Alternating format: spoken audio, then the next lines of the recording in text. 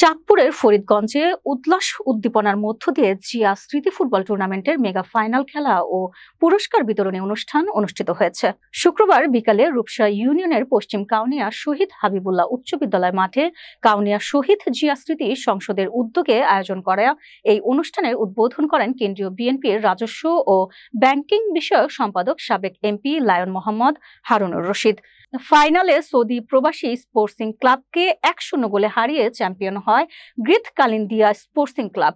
পুরস্কার বিতরণ পূর্বে প্রধান অতিথি লায়ন মোহাম্মদ হারুনুর রশিদ বলেন, মাদক মুক্ত সমাজ বিনির্মাণে খেলাধুলার বিকল্প নেই। তিনি প্রতিটি এলাকায় টুর্নামেন্টের মাধ্যমে যুব সমাজকে খেলাধুলায় উৎসাহী করার আহ্বান জানান।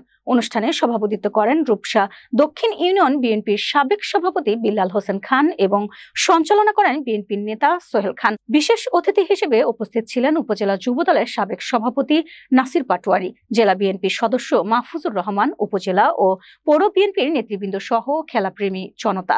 শেষ পর্যায়ে প্রধান অতিথি বিজয়ীদের হাতে পুরস্কার তুলে দেন।